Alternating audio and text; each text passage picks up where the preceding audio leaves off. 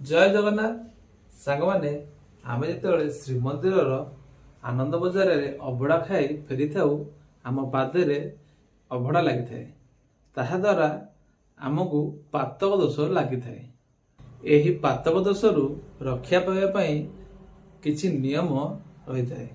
से नियम गुड़िक होउची महाप्रसाद को सेवन कला बेले कौन सी आसन किंबा पेपर पकई बसिबा ठीक नुहे। यह तले बसी खाइबाटा सठिक नियम अटे। आउ गोटे कथा महाप्रसाद को सेवन कला बेले जेतेबेले प्रथम गुंडा आमे नै थाउ सेतेबेले गोटे मंत्र उच्चारण करार नियम रही अछि। सांग माने मंत्रटी होउची नीलाचल निवासाय नित्याय परमात्माने बलभद्र सुभद्राभ्याम जगन्नाथ के नमो नमः।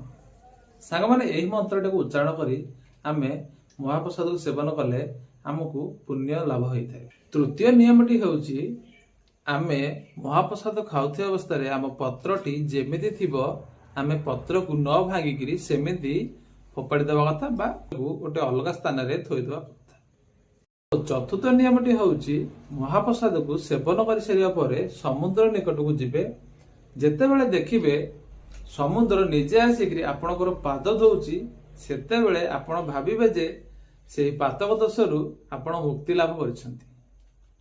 जय जगन्नाथ। ए हेउची जगन्नाथ संस्कृतिर महिमा अटे।